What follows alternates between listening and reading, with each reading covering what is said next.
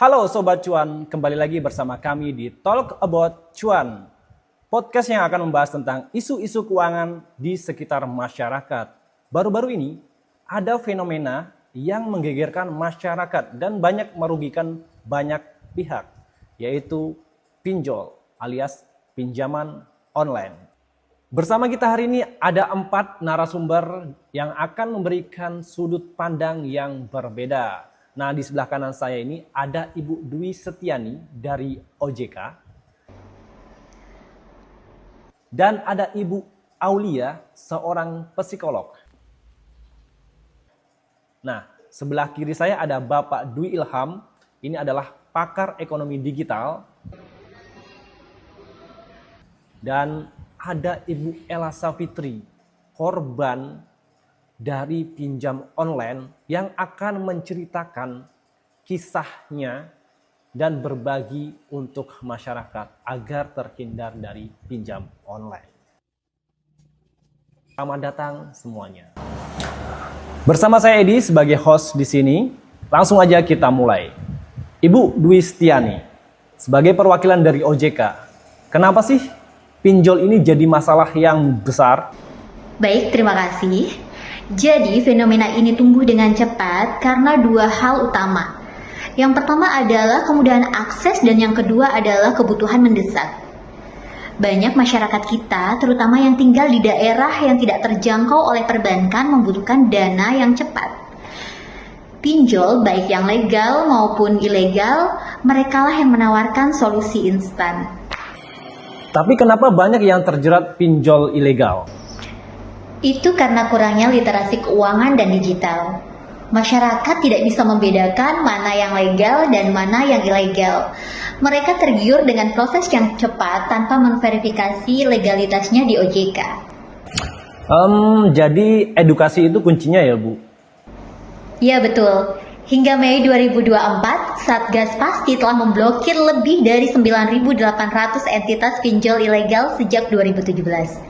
Itulah yang menunjukkan betapa masifnya mereka. Terima kasih Ibu Dwi Setiani. Selanjutnya kita ke Ibu Aulia. Dari sudut pandang psikolog, kenapa sih masyarakat itu mudah terjebak? Padahal dalam keadaan tidak darurat, mereka bisa terjebak di pinjol. Nah, jadi ada 2 faktor utama. Yang pertama, gaya hidup konsumtif, dan yang kedua itu karena tekanan sosial. Banyak orang yang ingin terlihat sukses di media sosial sehingga rela berhutang untuk membeli barang-barang yang tidak esensial. Selain itu, ada juga faktor mentalitas coba-coba, dan setelah coba-coba ini lama-lama dia menjadi kecanduan. Kecanduan? Maksudnya gimana? Nah, pinjol ini merupakan pintu masuk ke masalah yang lebih besar. Banyak kasus di mana korban pinjol ini merupakan pemain judi online. Mereka pinjam uang untuk modal judi atau untuk menutupi hutang. Ketika kalah, mereka pinjam lagi di pinjol lain. Nah, hal ini menciptakan lingkaran hutang yang tidak berujung. Ini bukan lagi masalah finansial, tapi sudah jadi masalah psikologis. Ya, seperti itu. Selanjutnya ke Bapak Dwi Ilham. Sebagai pakar ekonomi digital, apa dampak besarnya bagi ekonomi Indonesia dari pinjol ini? Dampaknya itu sangat masif, Pak. Menurut PPATK mengatakan bahwa perputaran uang di judi online dan pinjaman online itu sangat besar per tahun ini saja. Nah, uang yang besar ini merupakan uang masyarakat yang dimana itu harusnya kita itu menggunakan untuk di hal-hal produktif, malah digunakan sama masyarakat itu untuk hal-hal yang percuma. Nah, akibatnya banyak di kalangan kita ini, terutama di masyarakat, itu mengalami kebangkrutan. Kemudian banyak juga yang mereka itu kehilangan aset. Karena kenapa ya? Karena mereka menjual aset mereka itu untuk menutupi utang-utang yang mereka pinjam di pinjaman online. Dan juga dengan asetnya mereka yang banyak hilang, ya produktivitas juga mereka mengalami penurunan yang sangat drastis.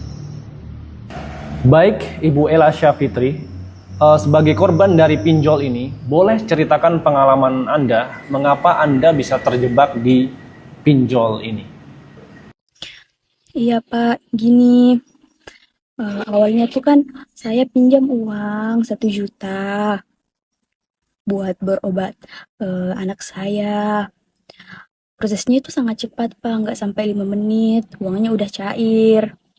Tapi bunganya memang lumayan banyak, lumayan mencekik bunganya. Terus karena saya ini belum bisa bayar, terus jadinya dapat denda. Dendanya itu makin hari makin banyak dendanya, Pak. Lama-lama dia mulai mirror saya lewat WA, terus hubungi kontak-kontak saudara saya, Pak. Kirimin pesan-pesan fitnah. Jadi saya tuh jadi malu, Pak. Saya malu di keluarga saya malu di teman-teman saya, soalnya semua kontak saya itu dia hubungi. Saya jadi kayak merasa bersalah, Pak, merasa depresi sekali, karena awalnya cuma buat pinjam biaya pengobatan, terus lama-lama jadi gini, jadi diteror, Pak, bukannya makin banyak juga. Saya kayak sudah rasa depresi, Pak, ingin bunuh diri rasanya. Saya turut prihatin Ibu. Ibu Ella, cerita Ibu ini menggambarkan betapa parahnya implikasi yang terjadi akibat pinjol ini. Kita sudah mendengar dari berbagai perspektif. Ibu Dwi Stiani, apa yang harus dilakukan masyarakat untuk menghindari pinjol? Yang pertama, pastikan pinjolnya legal. Cek websitenya di OJK. Dan yang kedua, jangan pernah tergiur dengan janji manis. Bunga yang tinggi dan denda yang tidak masuk akal adalah ciri pinjol yang ilegal. Dan yang ketiga, kelola keuangan Anda dengan bijak. Terima kasih. Dan untuk Ibu Aulia? Cari bantuan jika sudah terjerat. Jangan diam, jangan memendam masalah sendiri. Karena ada psikolog, ada konselor juga, ataupun keluarga yang bisa membantu. Karena kesadaran akan masalah psikologis ini sangat penting. Bapak Dwi Ilham, pesan terakhir. Baik, pesan saya kepada pemerintah yaitu seharusnya ya pemerintah itu melakukan kolaborasi kepada semua pihak, baik kepada hukum maupun kepada yang lain. Kenapa? Karena hukum itu harus ditegakkan. Karena pinjaman online dan judi online ini tidak bisa kita hentikan kalau misalnya hukum itu tidak ditingkatkan. Kemudian pemerintah juga itu harus melakukan edukasi sebesar-besarnya kepada masyarakat tentang bahayanya judi online dan pinjaman online ini yang ilegal.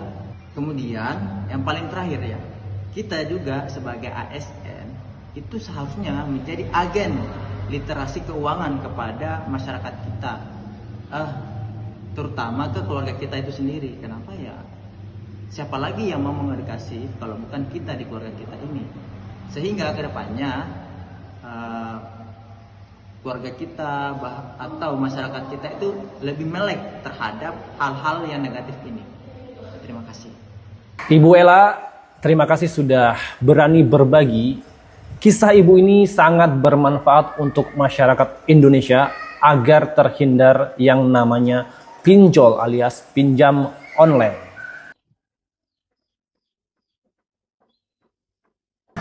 Sobat Cuan, pinjol memang bisa jadi solusi, tapi juga bisa menjadi jebakan Batman.